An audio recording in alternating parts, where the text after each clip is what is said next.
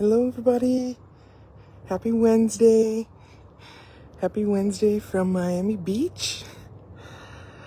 Tonight, I want to just make a quick video, and the topic I want to talk about tonight is the desires of our heart, and I want to start in Psalm 139. We're going to start in verse 1, and we're going to read through about verse 5. It says, Lord, you know everything there is to know about me.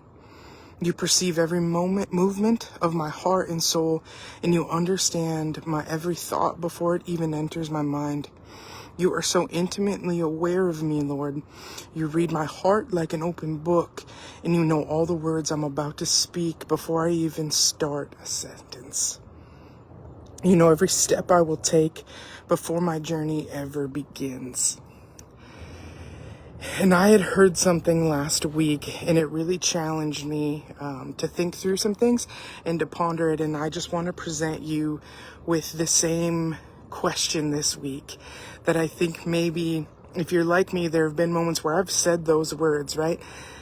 That, Father, you know the desires of my heart, and so why not? Why not? And what this comment and statement did for me just really allowed me to change perspective on it. And so it says, He loves you and knows the desires of your heart so well that He refuses to cheapen them to match what your mind thinks your heart desires.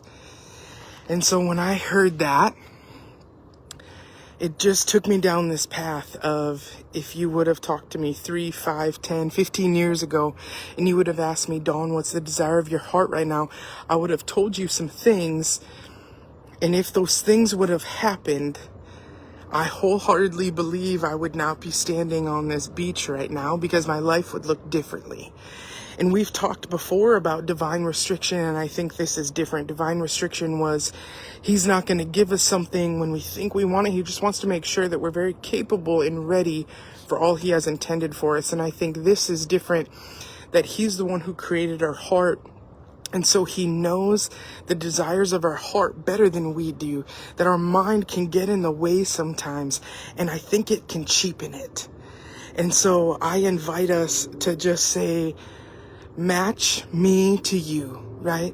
Jesus, I want to match my desires to the desires that you put in there. You created us and knew us before we were even formed. And so I want to know what you put in there. I don't want my mind to get in the way. I don't want it to cheapen it. I want your desires to be known, and I don't want my brain to get in the way. And so I just encourage you that if something hasn't happened yet, that you're like, why not? And you're like, you know the desires of my heart. I just encourage you to change that perspective of, that actually might be exactly what it is, that He knows the true desire of your heart. And so He's not going to let you settle for the second. He's not going to let you settle and cheapen the things He has for you. I dare you to dream bigger. And if you can fathom it, it's probably not big enough.